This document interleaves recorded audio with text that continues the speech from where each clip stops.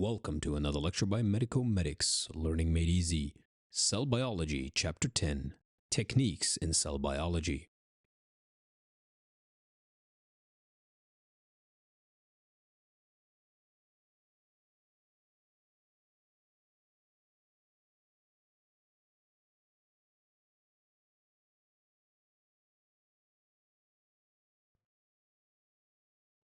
So microscopy is the window to the cell.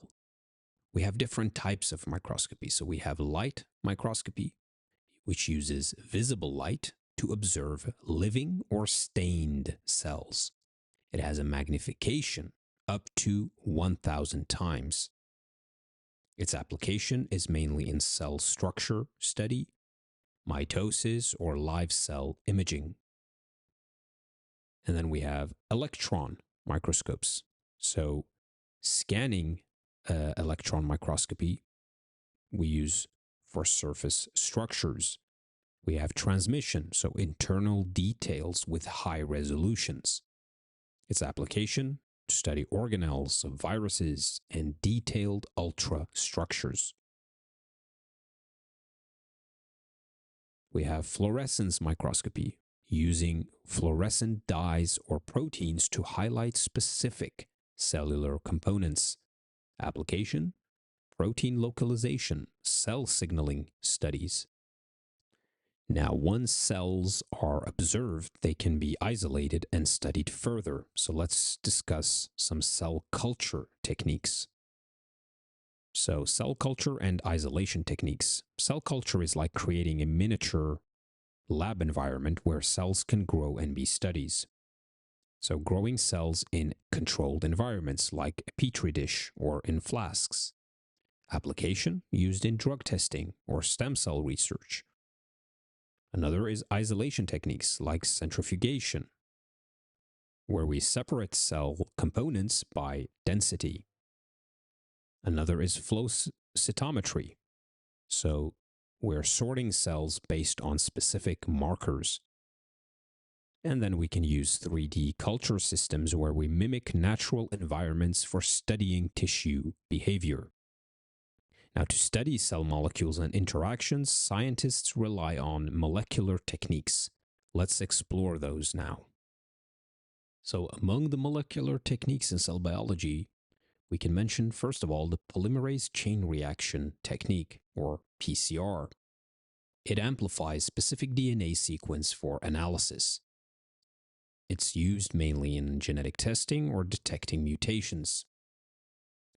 Another one is Western blotting, where we detect specific proteins in a sample using antibodies. Another one is flow cytometry, where we analyze physical and chemical properties of cells. Its applications include immune profiling and cell cycle analysis. So molecular techniques are like detective tools for identifying and analyzing the molecules that make cells tick. Now, you will come across all of these during your medical career or studies, but one that will very frequently appear is the PCR, the polymerase chain reaction test. So let's just give an overview here of how it works step by step. So imagine we're suspecting a patient having the herpes simplex virus. What we do first is we collect a sample. So we take a swab from the sore, right? Patient presents with a sore. We suspect herpes simplex virus. So we do a swab, and what we then do is we isolate the DNA. So the sample is processed to release and isolate the viral DNA. We then prepare the PCR mix. So the isolated DNA is combined with primers to target the herpes virus, DNA polymerase to copy DNA, and other essentials. What we then do is amplify this DNA, so the sample is repeatedly heated and cooled in a PCR machine, where we double the herpes simplex DNA with each cycle. So finally, we detect the virus DNA. So if the herpes simplex virus DNA is present, it is now in high enough quantity to detect, which would then confirm infection. So all in all, we collect a swab, right? We collect the DNA, assuming it's there. We isolate it, we prepare it in a mix, we amplify it, so making it multiply a lot to a level where if it is actually present and it has multiplied, therefore, once it's high enough in quantity, we will be able to detect it and therefore confirm that it was there to begin with. Now, to understand cells in their natural context, imaging technologies play a vital role. So let's discuss them briefly. Now, among the imaging technologies in cell biology, we can mention confocal microscopy, which produces high-resolution 3D images of cells and tissues. Its application is in imaging layers of cells in tissues. Another one is cell live imaging, so observing dynamic processes in living cells, for example, during cell division. Its application in time-lapse studies of cellular processes. Another is super-resolution microscopy, so it breaks the diffraction limit of light for nanometer scale imaging. We're talking really small here. And of course, the application is to study nanoscale structures like protein clusters.